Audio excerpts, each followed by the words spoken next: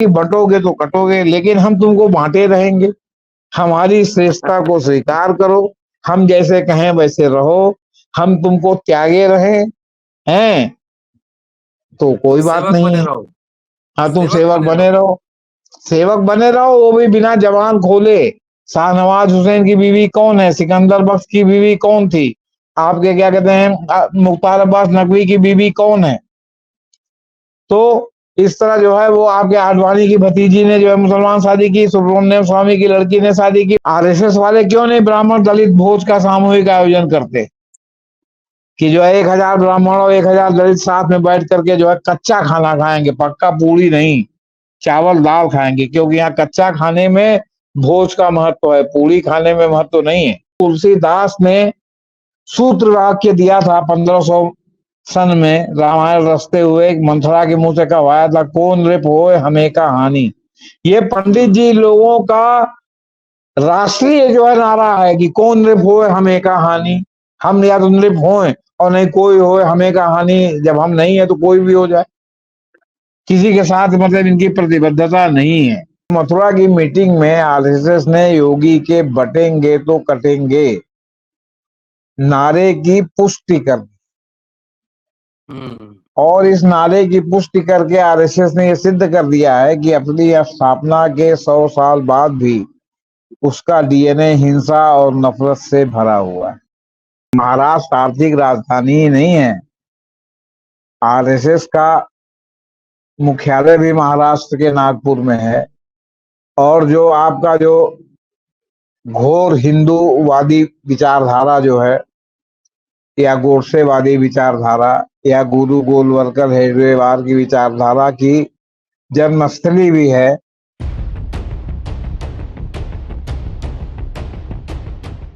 बटोगे तो कटोगे, ये नारा यूपी से चला था, लेकिन अब कई जगह ये चर्चा में है। कौन बटा है और किसने बांटा है। वैसे मिला जुला के यह बात तो विशेष संदर्भ में मुसलमानों के लिए कही गई थी, लेकिन इसे लपक लिया है पिछड़ों ने और दलितों ने कि भाई सही में बटोगे तो कटोगे, तो बहुजन एकता कायम करो, नहीं तो कट जाओगे जैसे धीरे धीरे कट रहे हो। चर्चा आज इसी विषय पर विस्तार से। क्या बीच बीच में आप देखते हैं जो इंटेलेक्चुअल्स होते हैं सोशल मीडिया पर बहुत ही शगुफा गुदगुदी का आनंद लेते रहते हैं कि आरएसएस में और मोदी में नहीं बन रहा है, अब सरकार जाने वाली है, ये होने वाली है, वो होने वाली है। लेकिन वाकई ऐसा है क्या? हम समझते हैं ऐसा नहीं है, और हमारे जितने पैनलिस्ट आते हैं वो भी समझते हैं कि ऐसा नहीं है। इस स्टेटमेंट पे क्या आरएसएस की कोई प्रतिक्रिया आई, ये भी सोचना दिलचस्प होगा। दोस्तों, मैं लाल बोल रहा हूँ और आप देख रहे हैं अम्बेडकरनामा। जेपी सिंह साहब हैं, एज यूजुअल आप सुन रहे हैं अम्बेडकरनामा पर। उत्तर प्रदेश के ही हैं, वहीं रहते हैं, तो इनसे जरा समझते हैं कि माहौल कहीं लपक गेंद किसी और ने तो नहीं लपक लिया है। जेपी सर जी। सर, अभी 1 महीना पहले, मतलब लगभग 3 महीना पहले से 1 महीना पहले तक ऐसा लगता था कि आरएसएस ने आज मोदी को हटाया, कल अमित शाह को हटाया। कभी लगा कि जो है वो गडकरी प्रधानमंत्री बन रहे हैं, कभी लगा कि योगी प्रधानमंत्री बन रहे हैं। मोहन भागवत लगातार सैद्धांतिक भाषण देते रहे, और उसको भी जो है पर्यवेक्षकों ने ये माना कि ये सीधे सीधे मोदी को ज्ञान दे रहे हैं। बीच में एक निरोधन आया कि जो है राहुल गांधी तो आरएसएस को कोई वजन ही नहीं देते, मिलते ही नहीं है।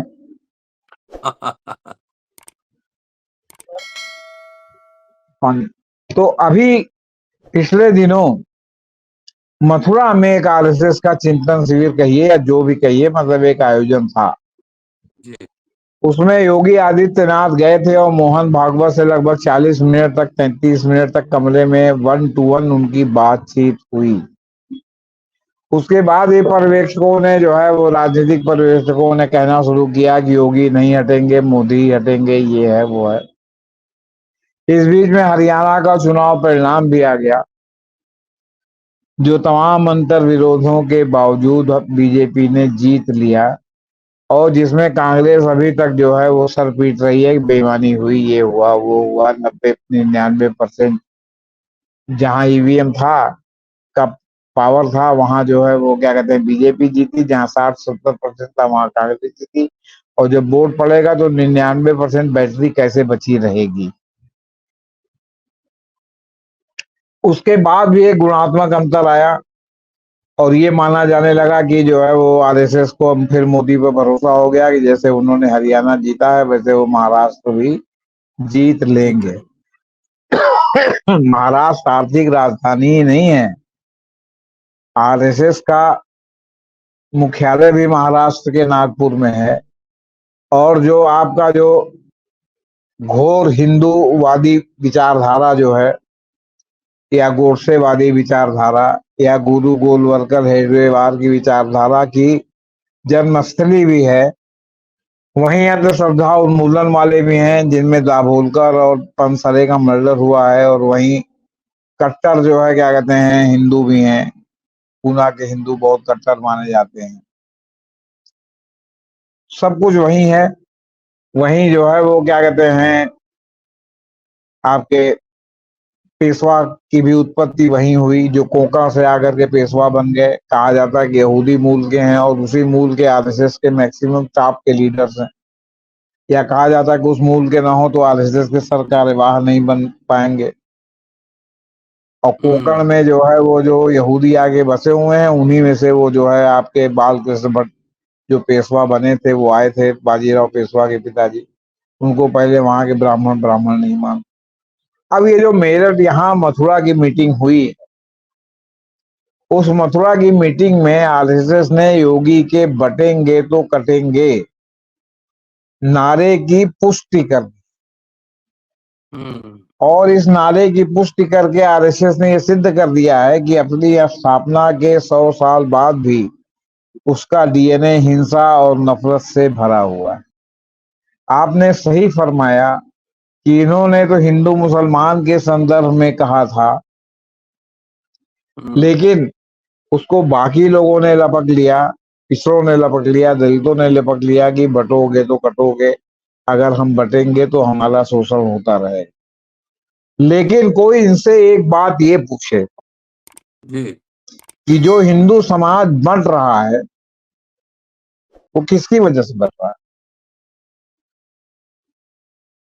आज भी क्या दलितों, अति पिछड़ों को पूजा स्थल में जाने का अधिकार है?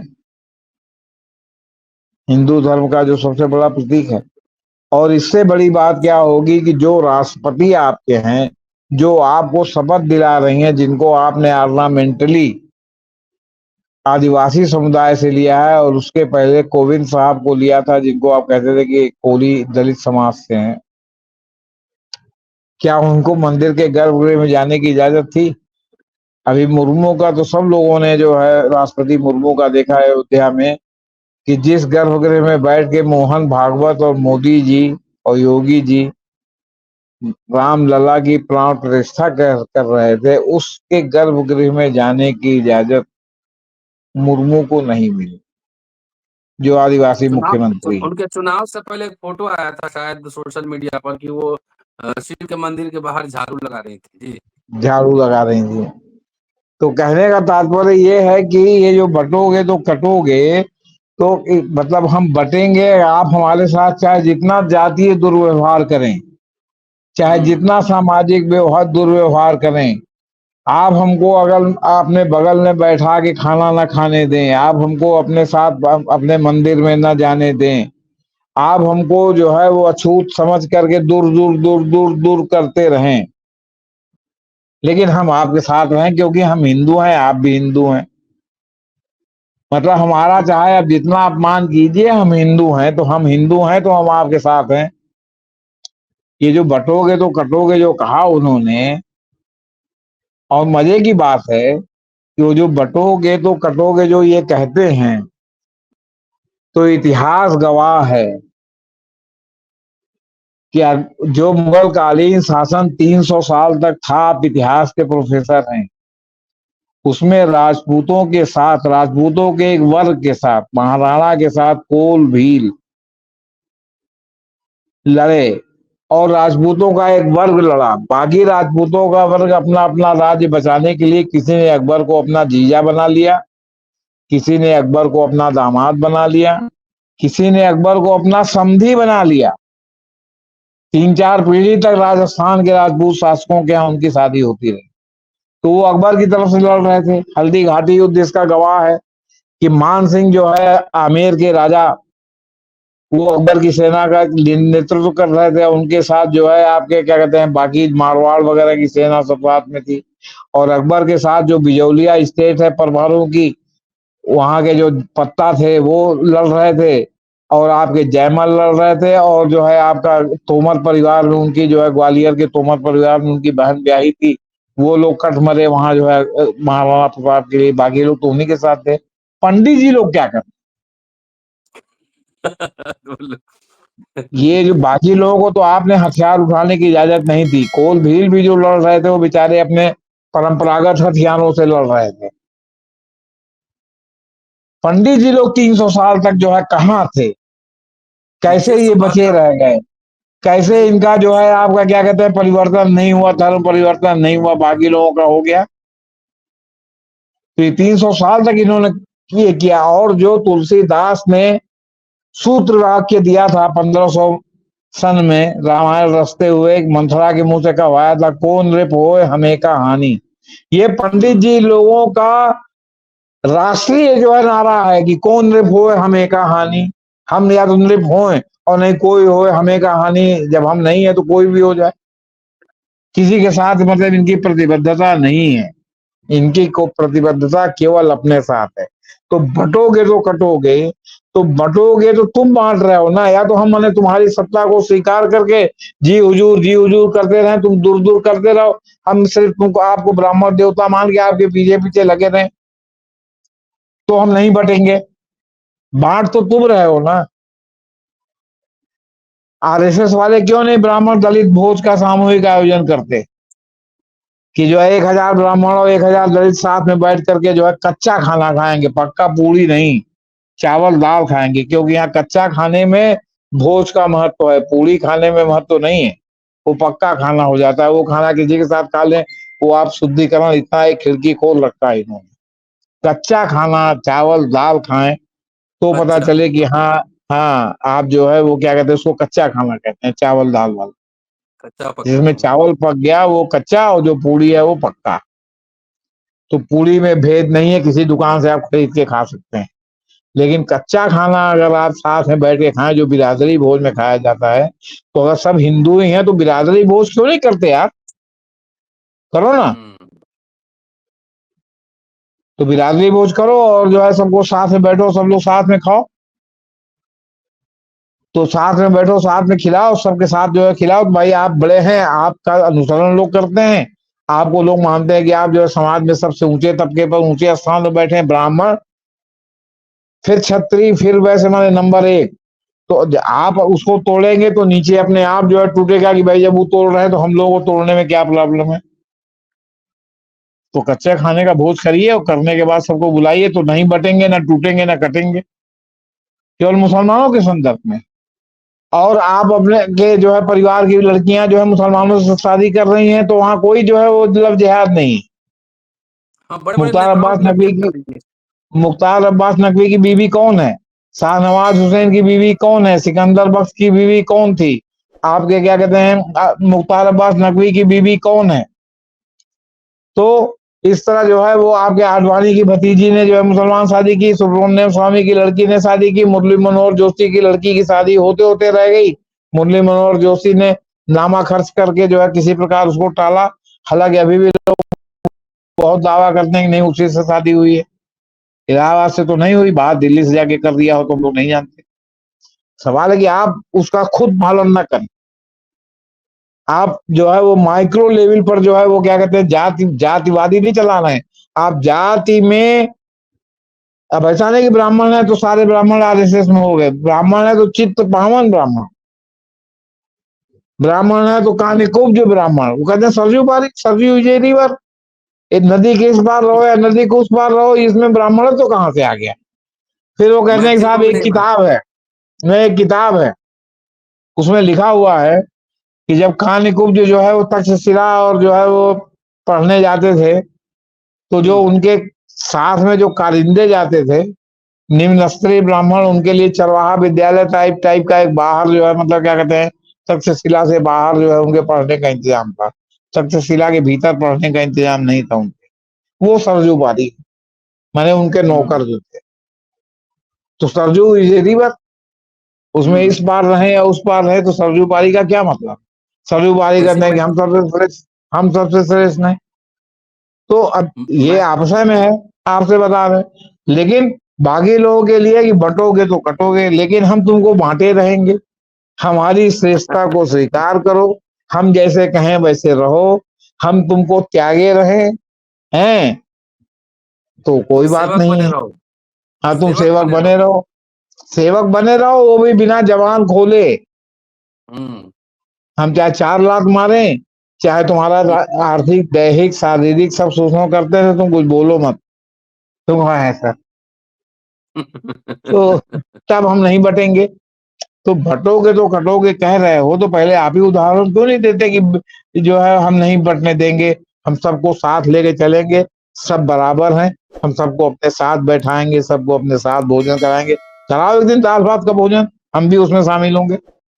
हम्म चलो, हम तो तभी आरएसएस तो नहीं है, लेकिन हम शामिल होंगे। बुलाओ, तभी बुलाना तो हमको भी, भाई आओ। हाँ जी। सर एक बात बताइए, वाकई आरएसएस के जो सर संचालक हैं, एक को छोड़कर सभी ब्राह्मण उच्च कोटि के ब्राह्मण रहे। वो मार्ग दिखाने वाले रहे, मार्ग दिखाने वाले। लेकिन इतिहास या मिथकों में जाते हैं तो एक तो परशुराम का नाम आता है, दूसरा पुष्यमित्र शुंग का आता है। मध्यकाल 672 साल, मतलब दास वंश से लेकर और अकबरपुरा, ये सॉरी मुगल तक। कुछ राजपूत तो लड़ ही रहे थे, उधर शिवाजी भी लड़ रहे थे।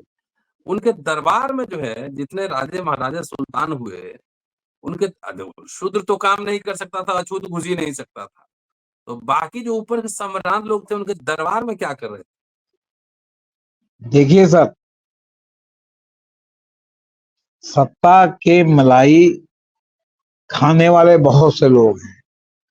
मैं भले क्षत्रिय कुल में मैंने जन्म लिया, लेकिन मैं सब क्षत्रियों की ओर से नहीं बोलता, हम्म क्योंकि जहां सत्ता है वहां की मलाई खाने के लिए बहुत से लोग जो है लोलुप हैं। वो एक बोटी उनके सामने आ जाए तो पूरा बकरा एक आदमी खा ले, एक बोटी उनको मिल जाए उसी में संतुष्ट, कि कुछ तो मिला। हम्म। सबसे बड़ी बात यह है, जिसको आज भी दलितों, पिछड़ों, इवन के राजपूतों को भी ये बात समझनी चाहिए, शिक्षा और ज्ञान का कोई पर्यायवाची नहीं। कहीं दुकानें पुराने मिलता भी सम नहीं। पुराने समय में भी जो राजा थे, वो संयोग दुर्योग से वो किसी भी कम्युनिटी के हो गए हों, लेकिन आप देखेंगे तो उनके ज्यादातर मंत्री, प्रधानमंत्री ब्राह्मण कुल के ही होते। क्यों होते हम्म थे? वो इसलिए होते थे कि वो पढ़ने लिखने में उन्होंने मोनोपोली कर ली थी, बाकी एकाधिकार। किसी को पढ़ने नहीं देने थे, एकाधिकार कर लिया। तो अब सवाल इस बात का है कि वो एकाधिकार उनका आज भी है, वो भी नहीं चाहते कि लोग पढ़ें। क्वालिटी एजुकेशन वो लेते हैं और बाकी लोगों के लिए उन्होंने डीम्ड यूनिवर्सिटी खुलवा दिया है, जहाँ खाली डिग्री बढ़ती है। आपके प्राइवेट यूनिवर्सिटी खुलवा दिया है, बिना फैकल्टी के इंजीनियरिंग कॉलेज खुलवा दिया है, बिना फैकल्टी के मेडिकल कॉलेज खुलवा दिया है। नतीजा ये है कि उनकी कम्युनिटी के लोग भी जानते हैं कि जो हमारी कम्युनिटी का ये लड़का डॉक्टर और इंजीनियर बन के आया है, ये बिना किसी काम फैकल्टी का के नहीं। पढ़ा हुआ, उसकी क्वालिफिकेशन शून्य है, कुछ आता नहीं है। तो वो भी उन्हीं के यहाँ दौड़ के जाता है दिखाने के लिए। क्यों? क्योंकि अल्टीमेटली उसको ठीक होना, और उसके बाद ये व्यंग कसते हैं कि आरक्षण से आया है तो आरक्षण वाले ही वहां नहीं जा रहे हैं। आप अपने यहाँ बताइए, जो दिल्ली में कॉन्वेंट स्कूल हैं, जो सेंट स्टीफेंस है, उसकी तुलना में जो और डिग्री कॉलेज हैं और जो है कॉन्वेंट और जो स्कूल हैं, या दिल्ली का जो मोहल्ला स्कूल खुला हुआ है वो है। आप मोहल्ला स्कूल को जो है जो कॉन्वेंट के लेवल का बना के वो जो है उनको भी एजुकेशन दो ना, और फिर कंपटीशन करो, इतने मेहनती हैं कि आपके लड़कों को पराजित कर देंगे, क्योंकि आपके लड़के सुविधा भोगी हो गए हैं, वो अभाव में पढ़ रहे हैं, उनके सामने एक लक्ष्य है पढ़ना। और आपके बच्चों को तो कंप्यूटर भी चाहिए, आपके बच्चों को तो मोबाइल भी चाहिए, आपके बच्चों को तो टीवी में कार्टून भी चाहिए, उन बच्चों को तो कोई कार्टून देखने को नहीं मिलता। तो वो जो निकलते हैं वो बहुत आगे निकलते हैं। तो उनको पढ़ने का बराबर अवसर दीजिए, माहौल बनाइए, 2 साल 5 साल 10 साल का इंतजार कीजिए, फिर देखिए कि आप कंपटीशन में कहीं आते हैं कि नहीं आते हैं। फिर देखिए वो भी आप नहीं चाहते। तो आपने एजुकेशन को इस तरह से जो है वो कर रखा है। संस्कृत भाषा थी पहले, आपने उसको कहा ये देव भाषा है, इसको ब्राह्मणों के अलावा किसी को पढ़ने का अधिकार ही नहीं है। गलती से कोई क्षत्रिय ने पढ़ लिया तो कहेंगे अरे राजन, आप तो राज करने के लिए पैदा हुए हैं, आप जो है वो शिक्षा देंगे, आप कोई काम करेंगे। अरे राजन, आप बैठिए, खाइए पीजिए चरिए, आप जो है बाई जी का जो है क्या कहते हैं कोठे पे जाके जो है मुजरात सुनिए, आप जो है क्या कहते हैं ये सब हम लोग छोड़ दीजिए, हम लोग किस लिए हैं। तो राजन को भी लगा कि अच्छा, हम राजा है। तो राजन राजन लगे नाच गाने में खुश होके अपना खेत बाड़ी बघार रुपया गहना जो है गिफ्ट में देने आपसे बताने। और आज राजन रायबरेली के कोऑपरेटिव बैंक में चपरासी हैं, चाय जूठा चाय पिला रहे हैं राजा साहब, पता नहीं कौन कहे जाते हैं। नहीं, वो तो कह रहे हैं कि हिंदू समाज को तो ब्रह्मा जी ने बांट दिया था, मुंह से निकाल दिया, ब्राह्मण बाजू से आपको निकाल दिया, थाई से वैश्य निकाल दिया, पांव से शूद्र निकाल दिया, अछूत तो अंत्यज है, तो 4 श्रेणी के बाहर है। तो ब्रह्मा जी का क्रिएशन है। उनके कहने से कहने न दीजिए सर, वो निकाल के दिखाए ना किसी को, हमारे हम लोग के सामने किसी को निकाल दिखाए तो मानेंगे कि उस समय भी निकाला जाता था। अभी तो जो देवी आती हैं लोगों पर, और हनुमान जी आते हैं, देवी आती हैं, वो जो साइकियाट्रिस्ट के यहाँ जब जाते हैं तो बताता कह रहे तुम तो पागल हो गए, तुम तो मिनियक हो गए हो, तुम्हें तो पोजीशन सिंड्रोम है, तो तुम्हें तो जो है इलाज की जरूरत है, तो तुम जो है वो क्या कहते हैं मतलब ये दवा खाओ, और दवा खाए तो आदमी शिथिल हो जाता है, ऐसे ऐसे हिलने लगता है, आपके बताने दिमाग काम करना बंद कर देता है। तो पोजीशन सिंड्रोम आप लोगों में पैदा करा दीजिए भगवान का एहसास दिला करके, तो सारा पागल हो जाएगा, या पागल हो गई औरतें। क्यों जो है आता है आपका क्या कहते हैं मतलब वो देवी उन्हीं पर आती हैं, बाकी तो आप पे तो नहीं आती। देखिए, आरएसएस के आइडियोलॉग कहते हैं कि जाति वर्ण ये सब तो मुसलमानों ने बनाया है, लेकिन पूरा धर्मशास्त्र है, पूरा संस्कृत वैदिक लिटरेचर है जिसमें सब कुछ का उल्लेख है। तो क्या ये जब दलित पिछड़ों ने लपक लिया तो जमीन पे कोई रियलिटी दिखाई दे रही है, कुछ फर्क पड़ रहा है? जो हमको सबसे रैशनल शंकराचार्य लगते हैं या लगते रहे हैं, वो थे स्वामी स्वरूपानंद, जिनको इन लोगों ने ब्रांडेड कांग्रेसी शंकराचार्य घोषित कर दिया था। अब उनके शिष्य हैं अभिमुक्तेश्वरानंद, जो घूम घूम के प्रवचन दे रहे हैं, घूम घूम के वो कर रहे हैं, और लोग तो अपनी खोज में बंद हैं। एक दिन मैं उनका सुन रहा था कि शूद्रों को वेद पढ़ने की इजाजत नहीं है। हम्म। तो किस प्रकार आपके बराबर हैं अगर हमको वेद पढ़ने की इजाजत नहीं है। एक राजकमल प्रकाशन से किताब छपी है हरिमोहन शर्मा की, खट्टर बाबा, जरा पढ़ के देखिए उसको। उन्होंने इनके जो दुनिया भर के चीजों के तंत्र मंत्र और घंट के जो है उन्होंने धज्जियां उड़ा के रख दी हैं। आप जो है कोसाम्बी साहब को पढ़े ही हैं, धर्मानंद, उनकी पढ़िए गीता मिथक, उन्होंने गीता की कई चीजों को एकदम बिल्कुल धज्जी उड़ा के रख दिया है, आपसे बता रहे हैं। दूसरी बात, जब ईश्वर पैदा ही नहीं हुए तो जो ईश्वर के मुंह से कहलाया गया वो किसने कहा? किसने कहलाया? हाँ। नहीं जी, जो लिखा गया कि ईश्वर ने ये कहा, या गीता में कृष्ण ने ये कहा, तो कृष्ण ने जो कहा वो वहां अर्जुन के अलावा और कौन सुन रहा था, और उसको लिपिबद्ध कैसे किया गया, किस व्यक्ति ने किया?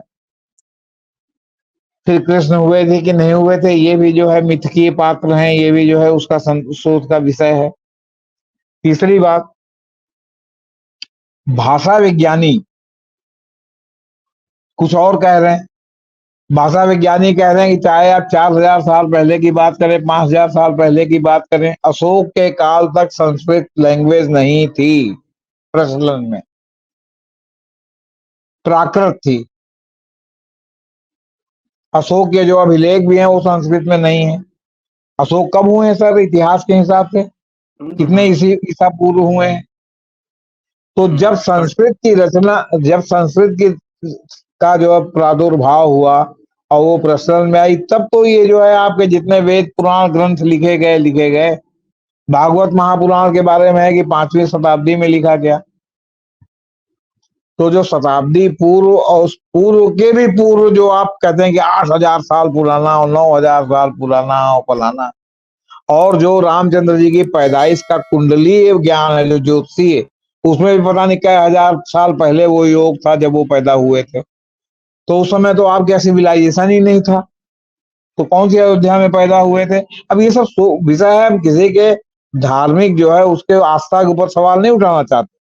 तर्क से अगर आप जो है सब चीजों पर जाएंगे तो ये धज्जियां उड़ जाएंगी। इसलिए अच्छा है कि आस्था है उसको आस्था रहने दीजिए, वो आस्था के अनुसार जो आपको करना हो आप करते रहिए।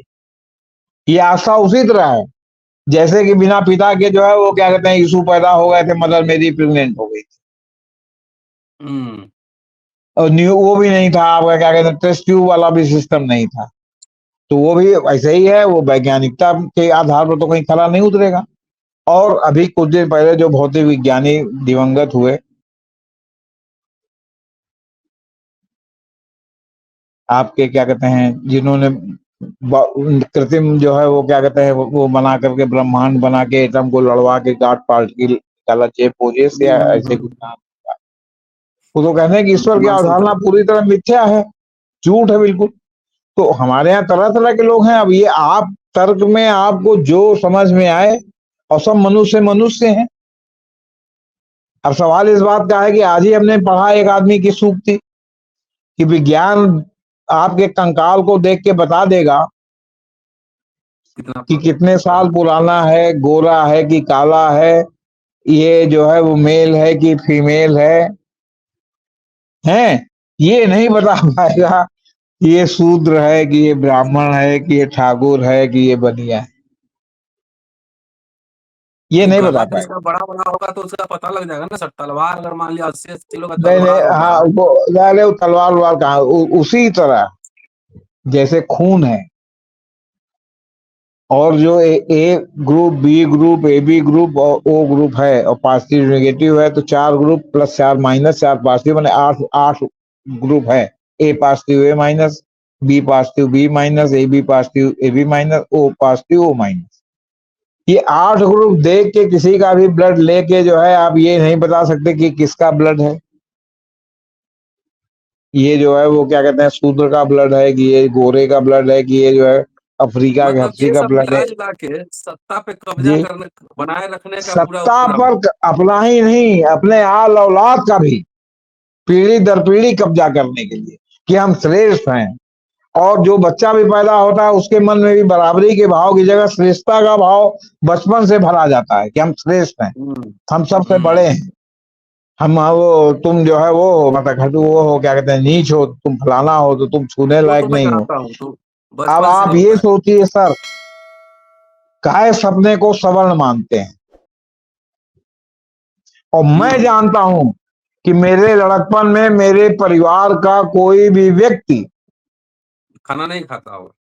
गैस का छुआ हुआ खाना नहीं खाता था। दो दो जायसवाल दो। अपने को बनिया वर्ग में मानते हैं, और जायसवालों के बारे में है कि ये मतलब घोर दलित हैं, इनका कोई छुआ, इनका भी कोई नहीं खाना खाता था। आज की डेट में उन्होंने अपने को बनिया में घुसा लिया है, कहीं नहीं मिला तो। और वो एक सत्तर है नहीं खाता। वंश के नाम से क्षत्रिय में भी घुसने की कोशिश कर रहे हैं कि हम है वंशी क्षत्रिय हैं। हम्म। इसी तरह महाराज अग्रसेन वाले जो अग्रवाल हैं, तो वो भी कहते हैं कि हम बनिया में भाई प्राक्षी आ गए, हम अग्रसेन महाराज क्षत्रिय थे, हम क्षत्रिय हैं। इसी ये तरह लोग जैनों के जितने तीर्थंकर हुए हैं सब क्षत्रिय शरीर हुए हैं। लेकिन आज की डेट में जैन माने बनिया, अग्रवाल बनिया जो है वो जैन है। तो अब वो क्षत्रिय वाले जैन नहीं है, अग्रवाल वाले जैन है। नहीं तो सब सेकंड डिवीजन क्यों क्लेम करता है, फर्स्ट डिवीजन कोई क्लेम नहीं करता है। वो डरता है घुसने क्या? नहीं देंगे ना, उन्होंने छूट दे रखी है कि आप सेकेंड डिवीजन से चाहे जहां घुसने की कोशिश कीजिए, फर्स्ट डिवीजन में घुसेंगे तो फिर हम तुरंत ही आपको जो है डंडा लेके दौड़ा देंगे। कह तो रहा है कि फर्स्ट डिवीजन बड़ी मुश्किल से चित्पावन ब्राह्मण घुस पाए, क्योंकि वो तो यहूदी थे। बालकृष्ण भट्ट के यहाँ तो ये लोग खाना नहीं खाते थे। बालकृष्ण भट्ट को जब पेशवा उनकी वीरता के कारण जो है संभाजी ने संभवतः बनाया था, तो संभाजी ने जब उनको बनाया तो पेशवा बनने के बाद उनके पावर के कारण जो है ब्राह्मणों ने उनको ब्राह्मण के रूप में स्वीकार किया, नहीं कोई उनको ब्राह्मण मानने के लिए तैयार नहीं था। तो बने तो फर्स्ट डिवीजन में, यहूदी से सीधे फर्स्ट डिवीजन हो गए चित्पावन। वहां के और ब्राह्मण देशस्थ ब्राह्मण कहे जाते हैं, ये चित्पावन जो है वो हाँ सुवर ब्राह्मण है, तो इसलिए अपने यहाँ ये नहीं घुसने देते। इनके यहाँ ये जो गिरी लोग हैं, गोसाई जिनको कहते हैं, उन्होंने बहुत घुसने की कोशिश की, लेकिन उनको इन्होंने नहीं घुसने दिया। कहते ये ब्राह्मण नहीं, ये तो हाँ ये ओबीसी अतीत है। उसको जो है भोजपुरी की भाषा में कहा जाता है कि सब अतीत हैं, अतीत अतीत, और उनका भी छुआ नहीं खाया जाता, उनका भी छुआ नहीं खाया जाता, अतीतों का भी। वो ऑलमोस्ट दलित है, समझ लीजिए। सामाजिक संरचना इसी तरह की है। चलिए सर, एक आखिरी सवाल, जिनको टारगेट कर कर ये बात कही गई थी, बटोगे तो कटोगे, और चुनावी माहौल में सब बात तो जरूर होती है, मोदी साहब भी बहुत लंबा लंबा भाषण दिए हैं पूरे लोकसभा में, उस समाज की ओर से कोई प्रतिक्रिया नहीं, वो एकदम इंडिफरेंट। देखिए, लोगों में फिर हमने आपसे बहुत पहले ही कहा कि आप शिक्षा पर कब्जा कर लीजिए और बाकी लोगों को वंचित कर दीजिए, तो सोचने समझने की क्षमता भी धीरे धीरे कुंद होती जाएगी, और एक जिस दायरे में आप बांध देंगे उस दायरे से बाहर निकलना ही मुश्किल हो जाएगा आपके। और फिर वो आपकी नकल करने लगेंगे और अपने बाकी समाज में जो है उसी तरह का जो है क्या कहते हैं वो इकोसिस्टम पैदा कर देंगे आपको। अब उसको क्या कहेंगे, मतलब उसी तरह का ऑर्डर अपने माने समाज में पैदा कर देंगे कि हम बड़े तुम छोटे, तुम उससे छोटे, तुम उससे छोटे, ताकि आपको लगे कि अच्छा हम उससे श्रेष्ठ हैं। है ना कि एक लकीर है, आप उसके बगल में बड़ी लकीर खींचते तो आप कह देंगे हमने उसको लकीर को छोटा कर दिया। आपका क्लर्क में सिलेक्शन हुआ, आप बड़े निराश हैं कि हम तो आईएएस हो सकते थे यार, क्लर्क बन गए, हमारे साथी तो आईएएस हो गए। तो आपको कहने वाले मिल जाएंगे कि तुम चपरासी को देखो, वो इतना पढ़ा है, चपरासी तुमसे छोटे पद, उससे तो तुम बड़े हो ना। उसी में डूब उतरा है।